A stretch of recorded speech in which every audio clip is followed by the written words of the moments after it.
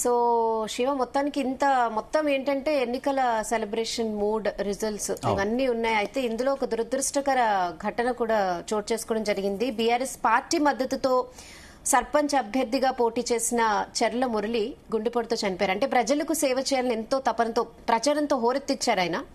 ముందు నుంచి కూడా అంటే జస్ట్ విజయానికి ఒక్క అడుగు దూరంలో ఆయన చనిపోయారు. నిజంగా చాలా దురదృష్టకరమైన ఘటన. అయితే ఈవేళ చెర్ల మురళి అత్యధిక మెజార్టీ అంటే ఘన విజయం సాధించారు. సో ప్రజలందరూ బాధపడాలో ఆనందపడాలో, కాకపోతే ఆయన ఆత్మకు శాంతి కలిగింది ఆయన విజయంతో ఆయన చెప్పుకుంటున్నారు. అయితే అఫీషియల్ గా అయితే ఇంకా అధికారులు డిక్లేర్ చేయలేదు.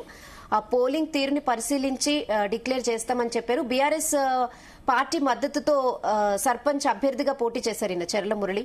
సో మొత్తానికి అంటే ఎలక్షన్ సెలబ్రేషన్స్ రిజల్ట్ సెలబ్రేషన్ టైంలో ఇదొక నిజంగా దురదృష్టకరమైన ఘటన.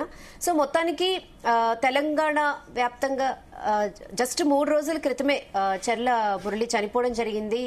ఎంతో ఆనందంగా ఇవాళ సెలబ్రేట్ ఇందులో మనం గమనించాల్సినటువంటి అంశం ఏంటంటే రెహానా, ఆయన లేరు 3 రోజుల క్రితం ఆయన కాలం చేసినప్పటికీ కూడా పబ్లిక్ ఆయన మీద ఉన్నటువంటి అభిమానాన్ని మాత్రం ఓట్ల రూపంలో అయితే చూపించినటువంటి పరిస్థితి మనం చూడొచ్చు.